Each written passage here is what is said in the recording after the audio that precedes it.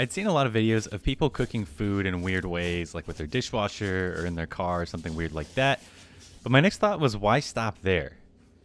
So, at one point, when pulling my warm clothes out of my dryer, I had a little bit of a stroke of genius. And naturally, like everyone else in that moment, my next thought was, I wonder if I can cook salmon in my dryer. How edible would salmon made in my dryer be? I pretty quickly tested and confirmed that the inside would get hot enough to cook salmon, but I didn't want to just throw salmon in there and call it a day. I wanted to see if I could actually cook something while the dryer was doing its normal, real job. Obviously, just drying clothes. So I tested a few different ways to control all of the variables that would get in the way of cooking salmon, like heat loss, water loss. And after I had tested everything, that's when I started getting set up. I used a pretty basic seasoning palette, just some salt, pepper, a little bit of Tony Chachere's, a little bit of thyme. I forgot to put it in the bag the first time, so you'll see me reopen the bags here in a second and throw thyme in there. Sous vide bags are not very fun to open and close, so was pretty mad at myself for that. To get a good baseline, I did decide to use my sous vide as a control. I do cook with my sous vide quite a bit, so I'm used to the taste, I'm used to the texture, all of that sort of stuff. And on a whim, I decided for some reason it would be a good idea to throw some salmon into my dishwasher as well, because why not? I'm dumb, and I do dumb things with my free time.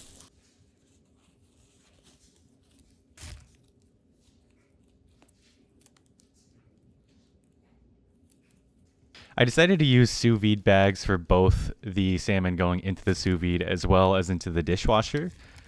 That's just the easiest way to not only control heat, but importantly for those two, making sure that no water was getting in or out of the bags.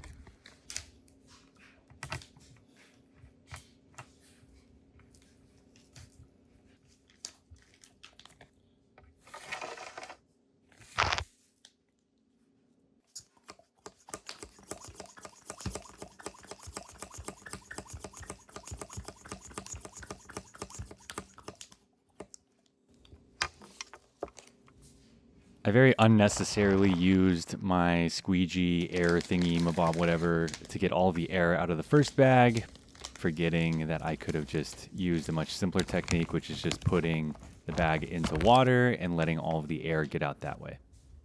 And then, of course, I topped it off with a little bit of a suck.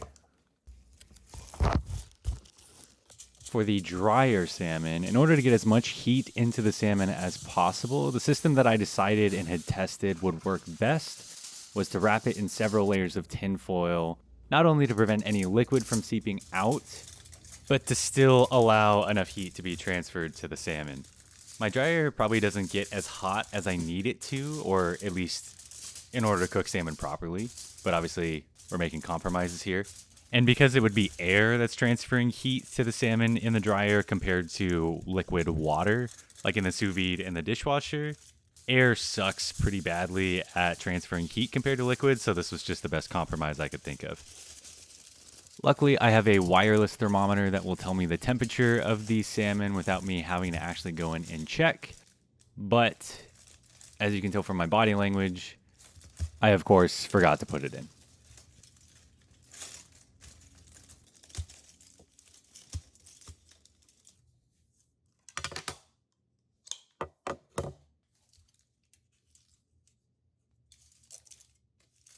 After getting the thermometer back in and wrapping the salmon back up in tin foil, I decided to do a test with my phone to make sure it was reading properly, and I forgot that the thermometer doesn't work through tin foil.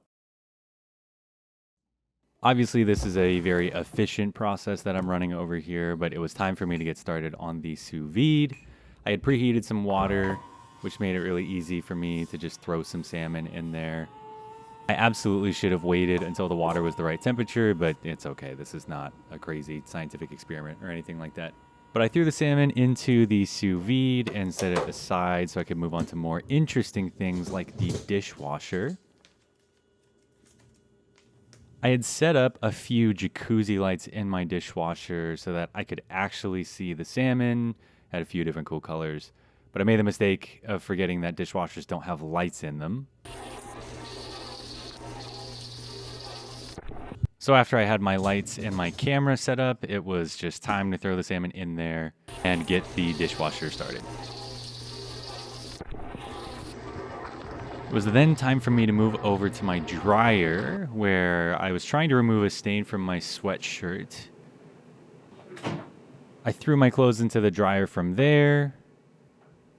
And since I learned my lesson from the dishwasher, I strapped a light onto the door with some Captain tape.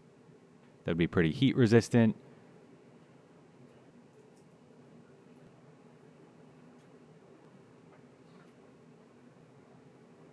I threw the brick of salmon into a pillowcase just to make sure that if it did start leaking stuff, it would go onto the pillowcase, not onto my actual clothes, and hoped that this wasn't a leak.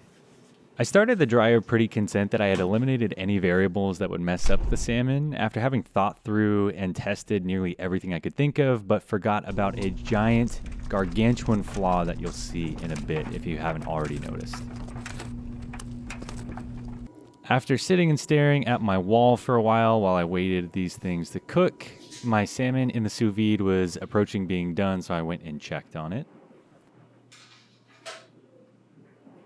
It looked pretty typical for how I usually cook salmon in my sous vide. It was around 130 degrees Fahrenheit, which is perfectly fine for how I like my salmon.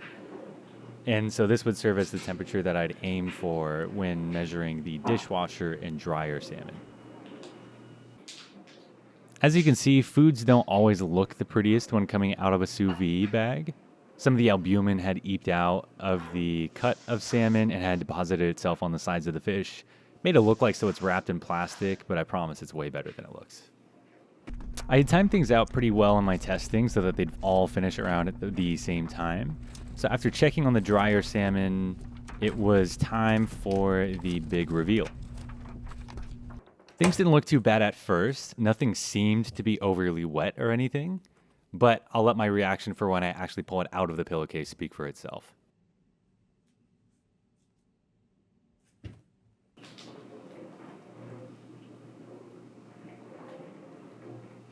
Oh! So even though the salmon was the right temperature and I had tested for everything that I could think of, like heat loss and water loss, it looked nothing short of roadkill. I had run tests to account for everything I could think of, but what I didn't account for was the fact that my clothes were wet and heavy and were beating the absolute shit out of that salmon. Oh.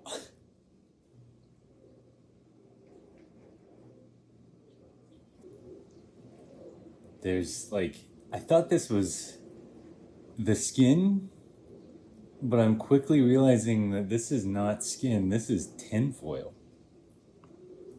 And I have no idea where. Oh, there it is. Oh. Oh. The skin and meat and tinfoil had all joined forces to be one congealed blob of yuck. And as someone who struggles with gross textures, this was one of the most disgusting things that I had ever made or seen myself. My comparison was pretty much ruined completely, so I decided to just get the dryer salmon over with. So I had this whole big thing planned that I was going to compare all three of these to each other, but I am realizing that that's no longer possible. I had this big plan. I was going to add lemon on top of it. That's no point in doing that anymore. So we're just going to try these two right now. The sous vide salmon is something that I make for myself a few times a year. And so it tasted great. I had no complaints. Sous vide is a great way to cook fish. But as you can see, reality was settling in. And I promised myself that I would at least swallow a bit of the dryer salmon. It took me a second to find a chunk that didn't have tinfoil mashed into it.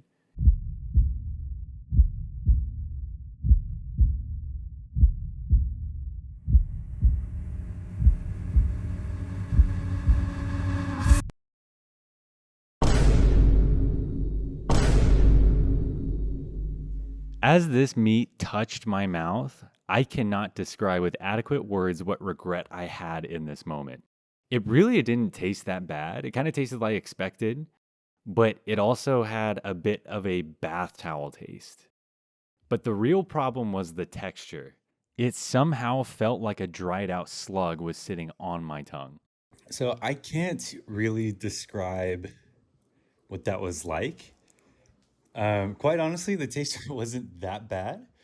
It just kind of tasted like Gain laundry detergent with a hint of Tony Chachere's, which is not great. Obviously, that's not as bad as I was expecting.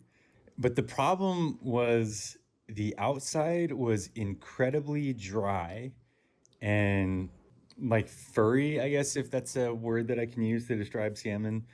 If that's a word I can use to describe salmon. And the inside of it was all mush, all just this nasty mush. I pretty quickly realized that I needed to get back to the drawing board if I wanted to make the dryer work, especially with clothes going through it.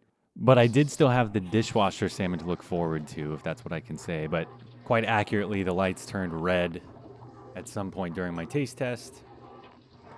But pretty much immediately after I got the taste of my own socks out of my mouth, the dishwasher salmon was pretty much ready at that point. I knew the salmon wasn't going to be great. I wasn't expecting there to be this much water in the bag. This worried me, but I hope it was just a weird thing with the temperature and length that it was cooking, considering the alternative was that there was a leak and I was about to drink dish soap. Give it a quick sniff test, and luckily it really didn't smell that much at all like soap.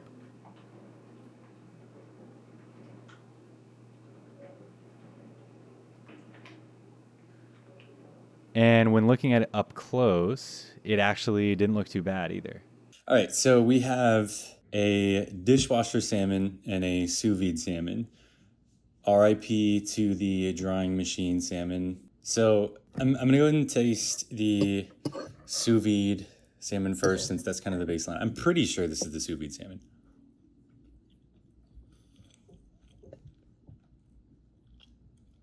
Yeah. About what you expect. For the dishwasher salmon, even though they look very similar, I will say that it looks drier. It looks like it lost a lot more fat, and the outside is drier. Only time will tell, right?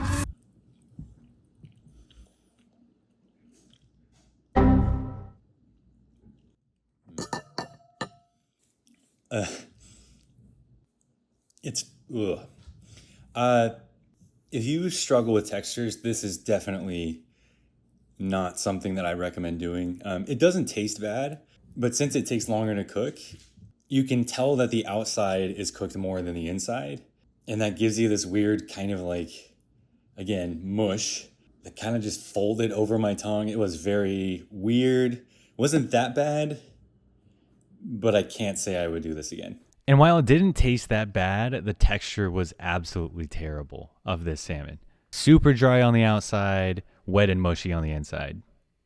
So obviously, neither really worked out very well in the end. Part of that's my bad, and part of that is not my bad. And of course, the dishwasher and dryer salmon are going to fall into the barely edible category.